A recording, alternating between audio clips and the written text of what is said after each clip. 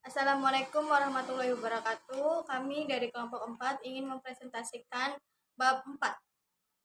Dinamika persatuan dan kesatuan dalam konteks Negara Kesatuan Republik Indonesia. A. Hakikat Negara Kesatuan Republik Indonesia.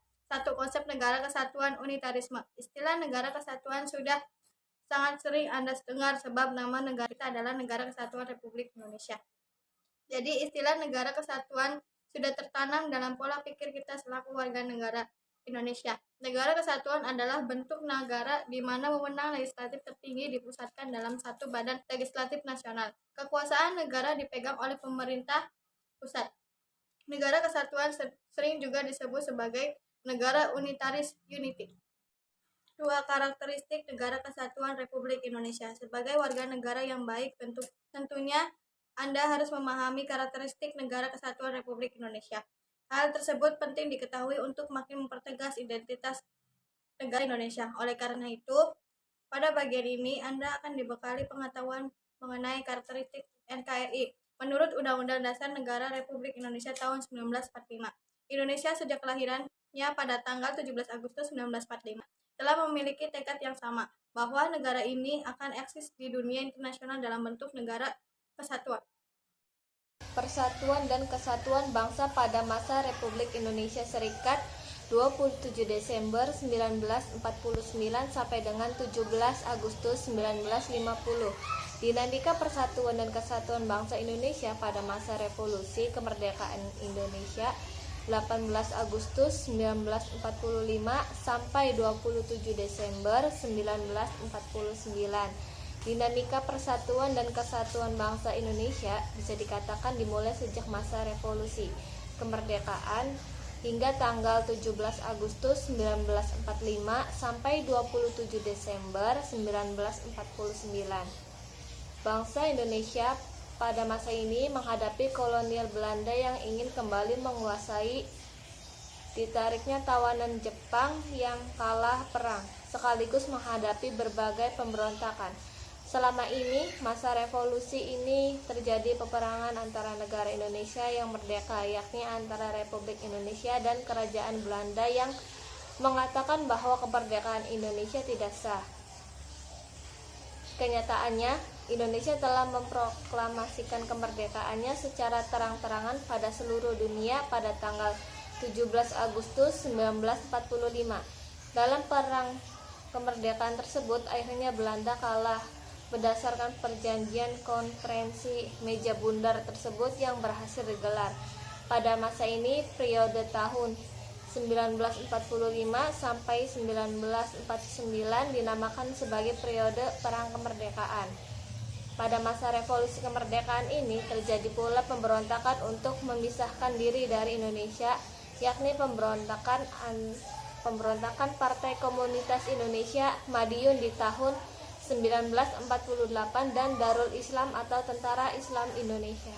3. Persatuan dan Kesatuan Bangsa pada masa demokrasi liberal 17 Agustus 1950 sampai dengan 5 Juli 1959. Era 1950 sampai 1959 ialah era di mana Presiden Soekarno memerintahkan menggunakan Konstitusi Undang-Undang Dasar Sementara Republik Indonesia 1950, di mana periode ini berlangsung dari 17 Agustus 1950 sampai 5 Juli 1959. Sebelum Republik Indonesia Serikat dinyatakan bubar, pada suatu itu terjadi demo besar-besaran menuntut pembuatan suatu negara kesatuan. Maka melalui perjanjian antar 3 negara bagian, negara Republik Indonesia, negara Indonesia Timur, dan negara Sumatera Timur, dihasilkan perjanjian pembentukan negara kesatuan pada tanggal 17 Agustus 1950. Sejak 17 Agustus 1950, negara Indonesia diperkenalkan dengan menggunakan Undang-Undang Dasar Sementara Republik Indonesia 1950 yang menganut sistem kabinet parlemen. 4. Persatuan dan Kesatuan Bangsa pada masa Orde Lama 5 Juli 1959 sampai dengan 11 Maret 1966. Demokrasi terpimpin adalah sebuah sistem demokrasi di mana seluruh keputusan serta pemikiran berpusat pada pemimpin negara. Konsep sistem demokrasi terpimpin pertama diumumkan oleh Presiden Soekarno dalam pembukaan sidang konstituante pada tanggal 10 November 1956. Masa demokrasi terpimpin 1957 sampai 1965 dimulai dengan tumbangnya demokrasi parlementer atau demokrasi liberal yang ditandai pengunduran Ali Sasromia Djojo sebagai Perdana Menteri. Namun begitu, penegasan pemberlakuan demokrasi terpimpin dimulai setelah dibubarkannya Badan Konstituante dan dikeluarkannya Dekret Presiden 5 Juli 1959. Demokrasi terpimpin adalah demokrasi yang dipimpin oleh sila keempat Pancasila. Ciri-ciri demokrasi terpimpin yaitu 1. Kekuasaan presiden mendominasi. 2. Partai politik pergerakannya dibatasi. 3. Menguatkan peran militer. 4. Paham komunis yang kian berkembang. 5. Keberadaan pers terkekang. 5.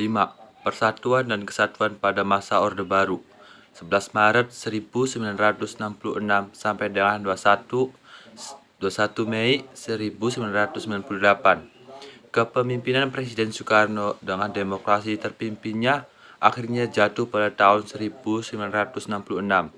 Jatuhnya Soekarno menandai berakhirnya masa Orde Lama dan digantikan oleh kekuatan baru yang dikenal dengan sebutan Orde Baru, dipimpin oleh Soeharto.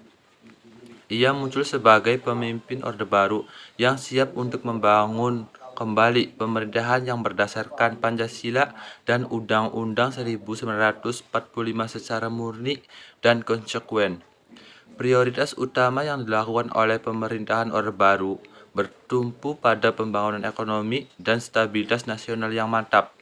Selama memegang kekuasaan negara, pemerintahan Orde Baru tetap menerapkan sistem pemerintahan presidensial, kelebihan dari sistem pemerintahan Orde Baru. A. Perkembangan pendapatan per kapita masyarakat Indonesia yang pada tahun 1968 hanya $70 Amerika Serikat dan pada 1996 telah mencapai lebih dari $1.000 Amerika Serikat. B. Suksesnya program transmigrasi. C. Suksesnya program keluarga berencana. D. Suksesnya memerangi buta huruf. Beberapa penyimpanan pada masa pemerintahan Orde Baru. A. Bidang ekonomi. Penyelenggaraan ekonomi tidak didasarkan pada pasal 33 Undang-Undang 1945. Terjadinya praktik monopoli ekonomi, pembangunan ekonomi bersifat sentralistik. Persatuan dan Kesatuan pada masa reformasi periode 21 Mei 1998 masa sekarang. Masa reformasi terjadi banyak perubahan atau amandemen atas Undang-Undang Dasar 1945 menjadi konstitusi atau bersifat konstitusional. Amandemen ini diharapkan dapat membentuk sistem pemerintahan yang lebih baik dan stabilitas daripada masa-masa sebelumnya. Amandemen UUD 1945 telah dilakukan oleh MPR banyak 4 kali, yakni pada tahun 1999, 2020 sampai 2021 dan 2022. Pemerintah konstitusional memiliki ciri bahwa konstitusi negara berisi adanya pembatasan